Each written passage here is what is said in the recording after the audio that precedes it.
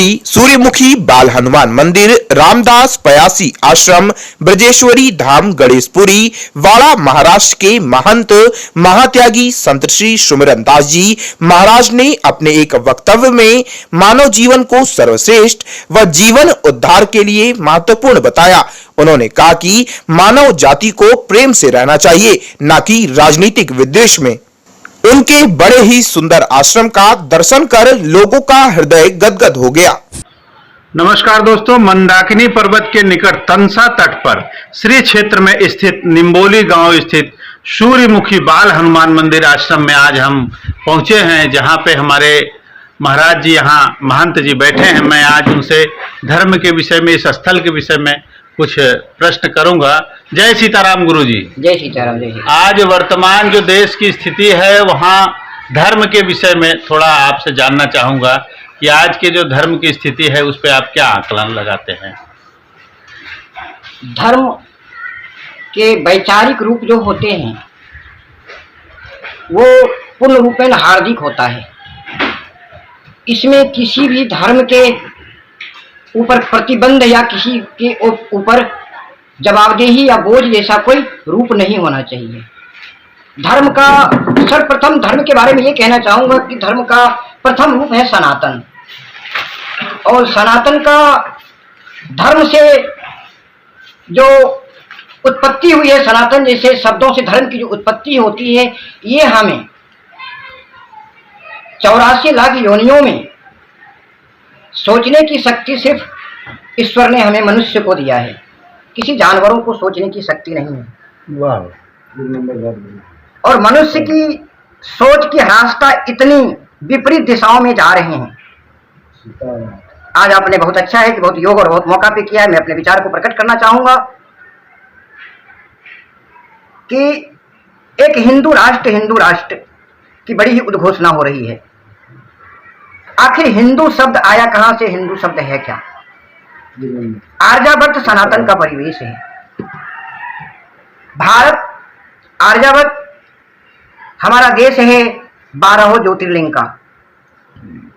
हमारा देश है शिव शक्ति का, जहां पे की सारी शक्तियां की उत्पत्ति हुई है। और उस परिस्थितियों में अपने हिंदू कहने वाले लोग मजार पूज रहे हैं, साईं को पूज रहे हैं। तो इस हिंदू जैसे नाम पे ऐसे विपरीत परिस्थितियों में मनुष्य के अंदर भटकाव क्यों आ रहा है? उन्हें आध्यात्मिक लगाव क्यों नहीं हो रहा है? जहां हमारे पूर्वजों ने सन 1600 में, जिस टाइम के विश्व में कोई भी स्कूल कॉलेज नहीं था, उस टाइम हमारे आर्यावर्त भारत में 16,000 गुरुकुल थे। आज धर्म के रूप को तोड़ा मरोड़ा जा रहा है। धर्म को निजी स्वार्थ बनाया जा रहा है। धर्म को राजनीतिक पे धर्म किया जा रहा है। राजनीतिक की कोई धर्म नहीं है। धर्म पे राजनीतिक करके आपस में मानवता नाम की, सनातन नामक चीजों को विखंडित किया जा रहा है। आज हमें आप युवा पीढ़ियों से ये कहना है कि कोई भी माता पिता धर्म के नाम पे अपने पुत्रों को युद्ध करने या किसी प्रकार का हिंसा के ओर प्रेरित नहीं करेंगे। आज धर्म के नाम पे जो हिंसाएं हो रही हैं, ये आने वाले समय में और विकट परिस्थितियां ले लेंगी। धर्म किसी का बोझ नहीं है। धर्म अपनी हार्दिक और सौहार्द का एक रूप है। धर्म वही है जिसमें मानव का कल्याण हो। धर्म वही है जिसमें मानव का सौहार्द हो। धर्म वही है जिसमें मानवता का समावेश हो। धर्म कभी कट्टरता नहीं सिखाती है। बहुत बहुत धन्यवाद गुरुजी। अब मैं एक और भी समसामयिक रूप में आम जनमानस में लोगों के लिए कुछ आपका संदेश रहेगा, जीवन कैसे जीना चाहिए, इस विषय को लेकर। इस विषय पे मैं इतना ही कहना चाहूंगा कि कलाकार तो सभी हैं आज के दिन में। मानव जीवन जीना सभी कलाओं से ऊपर है। जो ईमानदारी, मेहनत, प्रेम से माता पिता का वाणी का अनुकरण करके और मानवता के साथ जीते हैं, वही एक सच्चा कलाकार है। आने वाली पीढ़ियों को धर्म के रूप में यही बताऊंगा कि धर्म इंसानियत सिखाता है, कट्टरता नहीं। मानवता सिखाता है, क्रूरता नहीं। बहुत ही सुंदर बात आपने कहा। ये क्षेत्र जो है श्री क्षेत्र, इस क्षेत्र में कुछ विशेष बात है जो इस पे मैं चाहूंगा कि आप थोड़ा सा इस जगह विशेष पे भी अपना दृष्टिपात करें। ये क्षेत्र पे मान के चले, श्री क्षेत्र मक्केश्वर से ये 80 कोस पे है, 80 किलोमीटर नहीं 80 कोस पे स्थान है। और ये संतों की तपोभूमि रही है। माँ सती अनसुईया का यहीं पास में उनका कुटिया है, सीताराम, उनकी भी तपोभूमि रही है। इस क्षेत्र का महत्व ये है कि इस क्षेत्र में 365 गर्म कुंड हैं। अच्छा। कुछ कुंडें विलुप्त हो चुकी हैं समय और परिस्थिति के अनुसार, और अभी कुछ कुंडें जीवंत हैं, जिसको कि एक आध्यात्मिक धार्मिक रूप से लोग उसमें स्नान करते हैं और उनका पुण्य प्राप्त करते हैं।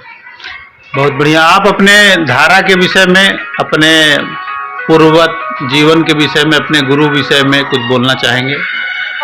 निजी जीवन तो जो भी है गुरु प्रेरणा की जीवन है, इसके आगे तो कोई जीवन नहीं है।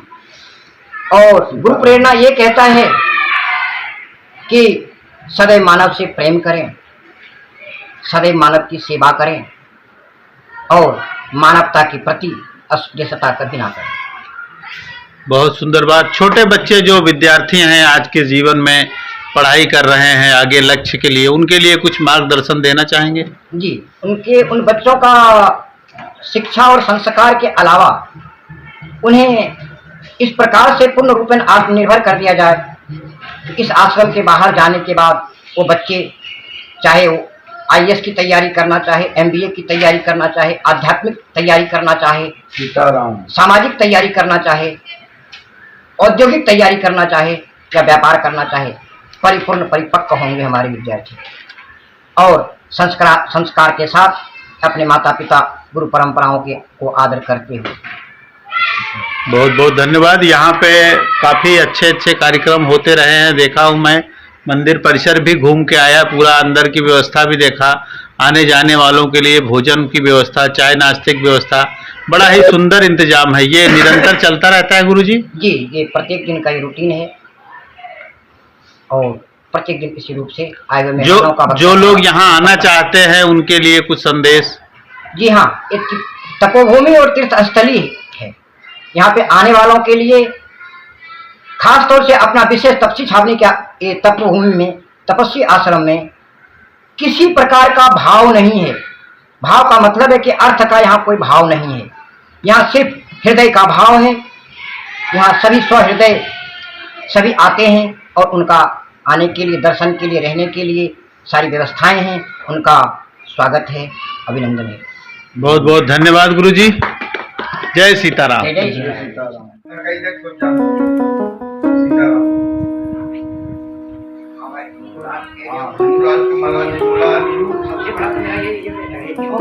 हाँ, सबको फोटो लेके सबको जाए।